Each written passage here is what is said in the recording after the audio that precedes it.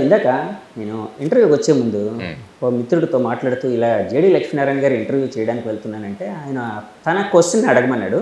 So ఆయన క్వశ్చన్ని నా క్వశ్చన్గా అడుగుతున్నాను.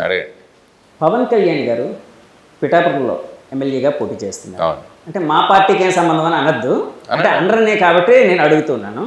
సో అక్కడ ఆయన గెలిచే అవకాశం అంటే అక్కడ రాజకీయ పరిస్థితులు ఎలా ఉన్నాయని అనుకుంటూ ఉన్నారు అంటే, ఎందుకంటే మీరైతే ఆలోచిస్తూ ఉంటారు కదండి, అన్ని పార్టీలు మూసో చూస్తూ ఉంటారు, అన్ని పరిస్థితులు తెలుసుకుంటారు. సో అక్కడ ఎలా ఉందని మీరు అనుకుంటున్నారు, ఆయన రాజకీయ భవిష్యత్తు ఏ విధంగా ఉండబోతుంది అనుకుంటున్నారు? పవన్ కళ్యాణ్ గారు పిఠాపురం ఎన్నుకున్నారు. పిఠాపురంలో వెళ్ళారు. ఆయన అనేక సర్వేలు ఇవి చేయించుకునే వెళ్ళి ఉంటారని నేను అనుకుంటాను. పిఠాపురం ఎప్పటి నుంచో కూడా అనుకున్నారు ఆయన. ఇంతకుముందు కూడా ఐ థింక్ లాస్ట్ ఎలక్షన్స్ అప్పుడు కూడా వారిని పిఠాపురంలో నిలబడమని చాలా మంది కోరినట్టు అప్పుడు మా మీటింగ్స్లో అప్పుడు మీరు జనసేనలో ఉన్నారు కదండి, జనసేనలో ఉన్నప్పుడు 2019. ఆ తర్వాత ఆయన ఇక్కడ గాజువాక మరియు భీమవరం ఎన్నుకోవడం జరిగింది. ఆ సమయంలోనే చాలా మంది పిఠాపురం వెళ్తే బాగుండేది కదా అని కూడా అభిప్రాయం వ్యక్తం చేశారు. కానీ వారు అప్పుడు ఉన్న మెంబర్షిప్స్ ఇవన్నీ చూసి ఇక్కడికి వచ్చారని చెప్పి నాకు చెప్పడం జరిగింది. I'm not privy to that. ఇప్పుడు వారు ఎన్నుకున్నారు పిఠాపురం. ఆ తర్వాత పిఠాపురమా లేకుంటే కాకినాడ ఎంపీ కూడా అన్నారు. ఆయన టీ టైం ఉదయ్ గారు ఉన్నారు. ఫర్ ఎగ్జాంపుల్ పైనుంచి ఏదైనా అడ్జస్ట్మెంట్ అవ్వాలంటే ఉదయ్ ఇక్కడికి వస్తారు, నేను ఎంపీగా కూడా వెళ్ళే అవకాశం ఉంది, అమిత్ షా గారు మాట్లాడతారని కూడా ఒక ఇంటర్వ్యూలో వారు చెప్పినట్టు నేను విన్నా. సో పిఠాపురం ఏమవుతుందంటే it is going to B a very very tough battle. ఎందుకంటే మొత్తం రాష్ట్రం కాదు, ఈవెన్ దేశం యొక్క ఫోకస్ కూడా దాని మీద ఉంది. ఎందుకంటే పవన్ కళ్యాణ్ గారు అక్కడ నిలబడ్డారు కాబట్టి ఒక పార్టీ అధ్యక్షులుగా. ఆ తర్వాత మధ్యలో అక్కడ ఉన్న వర్మ గారు ఆయన అపోజ్ చేయడము, తర్వాత వారు వచ్చి టైఅప్ చేయడము, ఆ తర్వాత వంగా గీతా గారిని అక్కడ నిలబెట్టడము, మధ్యలో ముద్రగడ పద్మనాభం గారు వైసీపీలో జాయిన్ అవ్వడము, ఇవన్నీ కూడా ప్రభావాలు ఆ పిఠాపురం చుట్టే తిరుగుతాయి. ఇప్పుడు ఫర్ ఎగ్జాంపుల్ పోతిన మహేష్ గారు కూడా ఐ థింక్ జనసేన నుంచి ఆయన రిజైన్ చేసి వైసీపీలో చేరారని విన్నారు. కాబట్టి ఏమవుతుందంటే ఇప్పుడు వైసీపీ పార్టీ కూడా అక్కడ పవన్ కళ్యాణ్ గారి మీద అన్ని అస్త్రాలు ఉపయోగిస్తారు అక్కడ.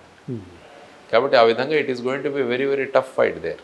కానీ ఆయనకున్న ప్రజాదరణ, ఆ తర్వాత ఆయన ప్రజలకు మేలు చేద్దామనుకున్న ఒక పాజిటివ్ కాన్సెప్ట్ అన్నది ఐ థింక్ ఆయనకు పెద్ద డిఫికల్ట్గా ఉండకపోవచ్చు అని నేను అనుకుంటాను. సార్ ఇప్పుడు యాక్చువల్గా మీరు జనసేనలో చేరినప్పుడు అంటే ఐడియాలజీ అదే మీది ఆయనది కుదిరింది అంటే భావాలు పార్టీకి సంబంధించి అనుకోవచ్చు, కుదిరాయి. తర్వాత బయటకు వచ్చేసారు మీరు, మీకుండే వ్యక్తిగత పరిస్థితులు కావచ్చు, మీ ఆలోచనలు బట్టి. సరే ఇప్పుడు వేరే పార్టీలో ఉన్నారు. పవన్ కళ్యాణ్ గారి కోసం చెప్పాల్సి వస్తే అంటే ఆయన డిస్క్రైబ్ చేయాల్సి వస్తే ఏ విధంగా డిస్క్రైబ్ చేస్తారు సార్? అంటే ఒక 10 సంవత్సరాలుగా ఆయన పార్టీ పెట్టి ముందుకు తీసుకువెళ్తున్నారు. ఆయన ప్రజాస్వామ్యంలో మార్పులు కోరుకుంటున్నారు.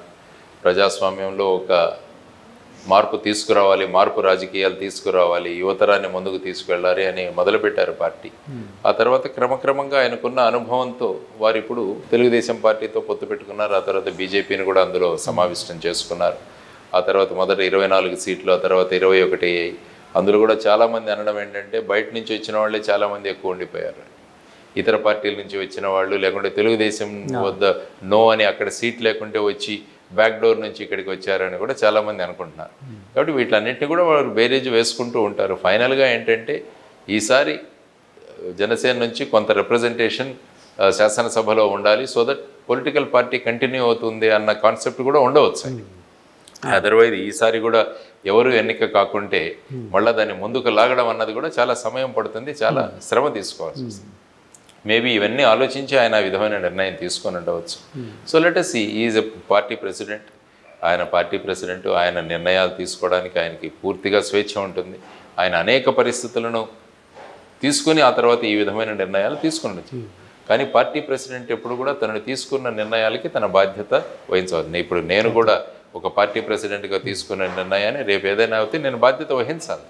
కాబట్టి చాలా బాధ్యతాయుతమైన పోస్ట్. కాబట్టి వారు కూడా ఆ పోస్టులో తీసుకున్న నిర్ణయాలన్నిటికీ కూడా రేపు వారు సమాధానం ఇచ్చుకోవాల్సి వస్తుంది. కాబట్టి ఇవన్నీ కూడా దృష్టిలో ఉంచుకొని వారు ఈ విధమైన నిర్ణయాలు తీసుకొని ఉండవచ్చు.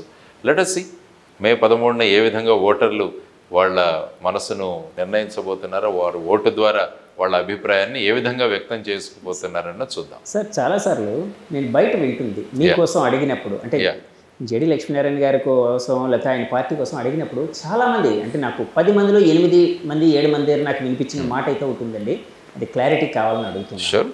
వాళ్ళు ఏమంటూ ఉన్నారంటే జేడి లక్ష్మీనారాయణ గారు చాలా మంచి వ్యక్తి, మంచి భావాలు ఉన్న వ్యక్తి, ఒక అఫీషియల్గా ఒక ఐపీఎస్ సివిల్ సర్వీస్లో కేడర్ నుంచి వచ్చారు, రకరకాల అనుభవం ఉంది. సో ఆయనకి సమాజం మీద ఒక తపన ఉంది ఏదో చేయాలని. ఆయన లాంటి వ్యక్తి పవన్ కళ్యాణ్ గారితో కలిసి ఉంటే బాగుండేది. ఆయన పక్కాగా ఎలక్ట్ అయ్యేవారు. ఆయన రిప్రజెంటేషన్ పార్లమెంట్లో కావచ్చు, అసెంబ్లీలో కావచ్చు పక్కాగా ఉండేది. అది బాగుండేది, ఆయనకి బాగుండేది, ఆయన అభిప్రాయాలు ప్రజెంట్ చేయడానికి కూడా బాగుండేది అని చాలామంది అన్నారు సార్. దీని మీద మీరు ఎప్పుడైనా జనసేన నుంచి వచ్చేసిన తర్వాత ఎప్పుడైనా రిగ్రెట్ అయ్యారా? ఏమీ రిగ్రెట్ లేదు. ఈసారి అసెంబ్లీలో నేను పవన్ కళ్యాణ్ గారు ఇద్దరు అక్కడ కలుస్తాం. పక్కన అండి కలిసి మాట్లాడుకుంటాం. పక్క మీ విజయం మీద మీరు డెఫినెట్గా I'm going to B MLA this time. ఎన్నిక అవుతాను సార్. అవును, ఇప్పుడు ఎమ్మెల్యే అంటున్నారు. మొన్నటి వరకు మీరు విశాఖపట్నం ఎంపీగా కూడా పోటీ చేస్తానన్నారు. మరి ఏంటి సార్ ఇప్పుడు అది ఏమైనా పక్కన పెట్టారా ఏంటి? ఎందుకంటే ఎక్కడే పోటీ చేయాలన్నది నేను నిర్ణయించాను, అది పార్టీ నిర్ణయిస్తాను. పార్టీ నన్ను ఎమ్మెల్యేగా ఇక్కడ నార్త్లో కంటెస్ట్ చేయమని అడిగారు, చేస్తాను. కానీ ఇప్పుడు పార్టీ అంటోంది మీరు ఎంపీగా కూడా నిలబడండి అన్నది ఆ కమిటీ ఏదైతే ఉందో వాళ్ళు నా మీద మాట్లాడుతున్నారు. సో దాని విషయం కూడా నేను ఒక నిర్ణయం తీసుకోవాలి త్వరలో. ఓకే ఎంపీ కూడా మీరు కంటెస్ట్ చేయండి, అక్కడ గతంలో మీరు కంటెస్ట్ చేశారు, తర్వాత మన క్యాండిడేట్లు 4-5 ఉన్నారు అక్కడ ఈసారి విశాఖ బరిలో, కాబట్టి మీరు ఎంపీగా కంటెస్ట్ చేస్తే ఆ రెండు కూడా ఒకే symbol, MP symbol MLA symbol కూడా ఒకటే, వాళ్ళు ఈవీఎంల్లో యూజ్ చేయడానికి కూడా ఉంటుంది. కాబట్టి అడ్వాంటేజ్ మన వాళ్ళకి వెళ్ళొచ్చు అని కూడా మా పార్టీ వాళ్ళు అంటున్నారు. చూడాలి, అగైన్ ఒక మీటింగ్ ఉంది మాకు, ఆ మీటింగ్ తర్వాత నిర్ణయిస్తారు. మీకు ఏదైనా సింబల్ కేటాయించారా సార్? మా symbol torch light. Torch light torch bearer లాగా ఉంటారు. టార్చ్ బేరర్ కి టార్చ్ ఇచ్చి మేము దారి చూపిస్తాం, వెలుగు చూపిస్తాం. చూడండి, ఏదైనా ఒక మంచి సంకల్పంతో వెళితే మనకు పరిస్థితులు అనుకూలిస్తాయి అనడానికి ఇదొక ఉదాహరణ. కాబట్టి ఈ ఉదాహరణతో మేము ముందుకు వెళ్తాము. కాబట్టి టార్చ్ బేరర్గా టార్చ్ తీసుకుని వెళ్తాము, మార్గాన్ని చూపిస్తాం, దారిని చూపిస్తాం, చీకటిని పారదోలేదానికి ప్రయత్నిస్తుంది జై భారత్ నేషనల్. అంటే విశాఖపట్నం ఇప్పుడు నార్త్ నుంచి మీరు ఎమ్మెల్యేగా పోటీ చేస్తున్నారు. నార్త్లో అయితే ఇప్పుడు కూటమి నుంచి విష్ణుకుమార్ రాజు గారు ఉన్నారు, బీజేపీ అభ్యర్థి. అలాగే వైసీపీ నుంచి కేకే రాజు గారు, అంతకుముందు ఓడిపోయారో ఆయన ఉన్నారు. సో ఇద్దరు బలమైన అభ్యర్థులు ఉన్నారు అని వినిపిస్తుంది. అక్కడ ఇందాక మీరు ఒక మాట అన్నారు, పక్కాగా ఎమ్మెల్యేగా గెలుస్తాను, అసెంబ్లీలో నేను మాట్లాడతాను అని అన్నారు కదా. అంటే మీ విజయం మీద అంత విశ్వాసం ఎలా వచ్చింది? అక్కడ పరిస్థితులు ఎలా ఉన్నాయని అనుకుంటున్నారు? నా క్యాంపెయినింగ్ నేను చక్కగా చేసుకుంటున్నాను, ప్రజల్లో మమేకమవుతున్నాను, డోర్ టు డోర్ వెళుతున్నాను, ప్రజల స్పందన కూడా బాగుంది. ఒక మార్పు రాజకీయాలు తీసుకురావాలనుకుంటున్నాను. ఉత్తర విశాఖను ఉత్తమ విశాఖగా చేయాలన్న సంకల్పన అక్కడ వ్యక్తం చేశాను. ముఖ్యంగా డ్రగ్స్, గాంజా ఇటువంటి వాటి నుంచి దూరం చేయాలి. పిల్లలకు చక్కగా ఒక మంచి పెద్ద library, knowledge hub, skill development centre, cultural centre ఇవన్నీ కూడా ఆ ప్రాంతంలో ఏర్పాటు చేసి విశాఖపట్నం నార్త్ని దేశంలోనే ఒక ఉత్తమ మోడల్ కాన్స్టిట్యుయెన్సీగా తయారు చేయాలన్నది నా కాన్సెప్ట్. అంటే ఒక ఎమ్మెల్యే ఏం చేయగలడు అన్నది చూపించాలి మిగతా ఎమ్మెల్యేలకి. ఆ సంకల్పంతో నేను ఉన్నా. ఆ సంకల్పాన్ని ప్రజలకు వ్యక్తం చేశాను ఓటర్స్. సార్ చేయండి, మీతో పాటు మేము ఉన్నాం, మేము మార్పు కొనుక్కునేవాళ్ళం, ఆ విధంగా మేము ఖచ్చితంగా చేస్తామని ప్రజలు ముందుకు వస్తున్నారు. కాబట్టి నా విజయం అన్నది జరుగుతుందని చెప్పేసి నేను.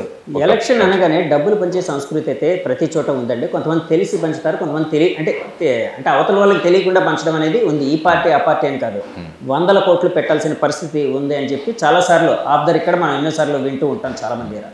మీరు డబ్బులు ఖర్చు పెట్టి అవతల వాళ్ళు ఒక చైతన్యం తేవడానికి ఇచ్చేస్తున్నారా, లేకపోతే ఎలాంటి ప్రయత్నం చేస్తూ అవతల వల్ల చైతన్యం రగించడానికి చేస్తున్నారు? మా పార్టీ బేసిసే జీరో బడ్జెట్ పాలిటిక్స్, డబ్బులు పంచే ప్రసక్తే లేదు. మేము మాకున్న అభిమానాన్ని పంచుతాం వాళ్ళకి, మేము ఏం చేస్తాము అన్న విషయాలను పంచుతాం వాళ్ళకి, మేము ఏ విధంగా కాన్స్టిట్యుయెన్సీని, నియోజకవర్గాన్ని ముందుకు తీసుకువెళ్తాము అన్నది పంచుతాం. ఆ తర్వాత వచ్చేసి నిరుద్యోగ సమస్యని ఏ విధంగా తీరుస్తామో అన్నదాన్ని పంచుతాం. డ్రగ్స్ ఇవి లేకుండా ఈ సమాజాన్ని ఎలా తయారు చేస్తుందామన్న మా ఆలోచనలు పంచుతాం. కాబట్టి ఇటువంటి వాటిని మేము పంచుతాం, కానీ మేము డబ్బులు పంచే పార్టీ కాదు ఇది జై భారత్. సార్ ఇందాక ఒక మాట అంటే మనం ఇందాక అవాయిడ్ అయ్యాం కొంత, అంటే దారి తప్పింది. నేను ఒక క్వశ్చన్ అడిగానండి. అంటే ఇక్కడికి కంటైనర్, డ్రగ్స్తో కూడిన కంటైనర్ వచ్చిన దాని మీద అధికార పక్షం ప్రతిపక్షం ఒకరి మీద ఒకరు దుమ్మెత్తి పోసుకున్నారు. సరే అక్కడ నిజమైతే మాలాంటి ప్రజలకు తెలియదు అసలు ఏం జరిగింది, అంటే ఎవరి హస్తం ఉందనేది మాలాంటి వాళ్ళకి ఎవరికి తెలియదు. కానీ బీయింగ్ ఏ ఇన్వెస్టిగేటివ్ ఆఫీసర్ అంటే ఇంతకుముందు మీకు ఎక్స్పీరియన్స్ ఉంది కాబట్టి, అంటే ఇప్పుడు అక్కడ విషయాలన్నీ ప్రతిదీ తెలియాలని కాదు, కానీ ఏం జరిగి ఉండొచ్చు అన్న దాని మీద ఒక క్వశ్చన్ అడిగాను సార్. దాన్ని అంటే ఒక్కసారి చెప్పండి. ఇప్పుడు ఏమవుతుందంటే దాంట్లో unless you have the details, container order చేసిన వాళ్ళు ఎవరు, ఎందుకు చేశారు? భారతదేశంలోనే ఈస్ట్ ఇంత తక్కువ ధరలో మనకు దొరుకుతున్నప్పుడు బ్రెజిల్ నుంచి తీసుకురావాల్సిన అవసరం ఏంటి? ఐ థింక్ ఇక్కడ 76 రూపాయలు ఎంతో అనుకుంటాను కిలో. అంటే చెరుకు నుంచి తయారు చేసేది కదా సార్, అదే కదా. అక్కడ 150 రూపాయలు అంట. 150 రూపాయలు ఇంత షిప్లో వేసుకొని ఇక్కడికి తీసుకురావాల్సిన అవసరం ఏముంది? అంటే ఎక్కడో రూటింగ్ జరుగుతోంది ఈ డ్రగ్స్. ఓకే. ఎందుకంటే ఇంతకుముందు ముంద్రా పోర్టు కూడా మీరు చూసుకుంటే 2021-22లో 3000 కిలోల హెరాయిన్ దొరికింది అక్కడ. అది కూడా ఎవరో విజయవాడ వాళ్ళు ఆర్డర్ చేసిన కంటైనర్, అక్కడ ఇంటర్సెప్ట్ అయింది. అంటే ఈ ఆంధ్రప్రదేశ్ అన్నది ఒక డ్రగ్స్ క్యాపిటల్గా తయారైందా? ఎక్కడ గంజాయి పట్టుబడినా కూడా దాని మూలాలన్నీ కూడా మన ఇక్కడ ఏజెన్సీ ప్రాంతంలో ఏఓబిలో జరుగుతున్నాయి. ఆంధ్ర ఒరిస్సా బార్డర్ దగ్గర కల్టివేషన్. సో ఇవన్నీ చూసుకుంటుంటే ఏమవుతుంది ఫైనల్గా రాష్ట్రం గురించి? రాష్ట్రంలోని యువతరం ఏమవుతోంది? చాలా డ్రగ్ అడిక్షన్ సెంటర్లో చూసినా కూడా చాలా హృదయ విదారక కండిషన్లు ఉంటున్నాయి. చాలామంది కుటుంబాల్లో బయటికి రావట్లేదు. చాలామంది పిల్లలు డ్రగ్ అడిక్ట్స్ అవుతున్నారు. నేను ప్రచారంలోకి వెళుతున్నప్పుడు చాలామంది చెప్తారు, సాయంత్రం అవగానే ఇక్కడ ఫ్రీగా డ్రగ్స్ దొరుకుతాయండి, అంత యథేచ్ఛగా దొరుకుతున్నాయండి అంటారు వాళ్ళు. తల్లిదండ్రులు చెప్తున్నది. ఎందుకంటే ఫైనల్గా ఆ పిల్లలను తల్లిదండ్రులుగా భరించాలి సార్. వ్యవస్థలు ఏం చేస్తున్నట్టే సార్? మరి చేయాలి వ్యవస్థలు. పోలీసు వ్యవస్థ కానీ ఇంకా వ్యవస్థలన్నీ ఉన్నాయి కదండి. అంటే అంత యథేచ్ఛగా గంజాయి ఇలాంటివన్నీ దొరుకుతూ. అందుకనే అంటున్నాను, ఈ కంటైనర్ వెనకాల ఎవరున్నారన్నది బయటికి రావాలి. ఈ కంటైనర్ వెనకాల ఏదైనా పొలిటికల్ శక్తులు దాగి ఉన్నాయో, who ever it may be, బయటికి తీసుకురావాల్సిన బాధ్యత ఉంది. కాబట్టి ఆ ఏజెన్సీస్ అనేవి చెప్పాలి ఈ కేసులో. ఎందుకంటే నేను విశాఖ పౌరుడిగా నేను అడుగుతున్నాను వీళ్ళని, చెప్పండి ఈ కంటైనర్ ఎందుకు వచ్చింది, ఎవరు తీసుకొచ్చారు, ఏమైంది ఈ కంటైనర్? ఇవన్నీ కూడా ప్రెస్ నోట్స్ ద్వారా సిబిఐ కూడా చెప్పాల్సిన అవసరం ఉంది. ఎందుకంటే ఇది ఒక స్మాల్ ఇన్వెస్టిగేషన్ కాదు, it is affecting the lifes of people. ప్రజల యొక్క జీవితాలతో, యువతరం యొక్క జీవితాలతో ఆడుకుంటున్న విషయం. ఈ విషయంలో క్లారిటీ రావాలి, లేకుంటే తల్లిదండ్రులు ఎంత ఆందోళనలో ఉన్నారో మీకు తెలియదు. సో వీటన్నిటి గురించి ఆలోచించాలన్నదే మా కాన్సెప్ట్. 2014లో మీరు ఎలక్షనీరింగ్లో ఉన్నారు. 14 పరిస్థితులు కూడా గమనించి ఉండొచ్చు మీరు. అంటే ఎందుకంటే మీరు అప్పటికే చాలా కాలేజీలు ఇలాంటివి తిరుగుతూ ఒక సోషల్ అవేర్నెస్ ప్రోగ్రామ్స్ చాలా చేసేవారు. 2019 నుంచి రాజకీయాలకి గమనిస్తున్నారు. ఇప్పుడు ఫుల్ ప్లెజ్డ్గా రాజకీయాల్లో అయితే ఉన్నారు. సో అప్పటికి అంటే 2014 నుంచి 5 ఏళ్ళు బేరీజ్ వేస్తే ఒక పార్టీ అధినాయకుడిగా మీకు ఎలాంటి ఆలోచన వస్తుందండి? ఏముంది, రాష్ట్రం అంటే టీడీపీ ప్రాతినిధ్యం వహించిన కాలం అండ్ వైసీపీ ప్రాతినిధ్యం వహించిన కాలం, ఈ రెండు ప్రభుత్వాలు కూడా ప్రత్యేక హోదా తీసుకురాలేకపోయాయి. ప్రత్యేక హోదా ఒకటి వచ్చింటే రాష్ట్ర పరిస్థితులే మారేవి. మరి ఇక్కడ ప్రత్యేక హోదా ఇవ్వలేమంటున్నాం. మరి అక్కడ డోలారా గిఫ్ట్ సిటీకి ఇన్ని రాయితీలు ఎందుకు కల్పిస్తుంది ప్రభుత్వం, కేంద్ర ప్రభుత్వం? అహ్మదాబాద్ నుంచి 40 కిలోమీటర్ల దూరంలో గిఫ్ట్ సిటీ అన్నది ఒకటి తయారవుతుంది పెద్దది. ఎక్కడా లేని విధంగా అక్కడ ఈ ఫైనాన్షియల్ సోర్సెస్ అన్నీ కూడా, అక్కడ స్టాక్ ఎక్స్చేంజ్ కూడా రాత్రి 11 గంటల వరకు నడుస్తుంది. ముంబైలో కూడా నడవదు, దేశంలో ఎక్కడ నడవదు. కాబట్టి అక్కడ నడిపిస్తున్నారు. నడిపించే తలుచుకుంటే దెబ్బలు మరి ఇక్కడ మరి మాకెందుకు ఇవ్వట్లేదని వీళ్ళు ఎందుకు అడగలేకపోతున్నారండి? మీరు అడుగుతారు రేపు?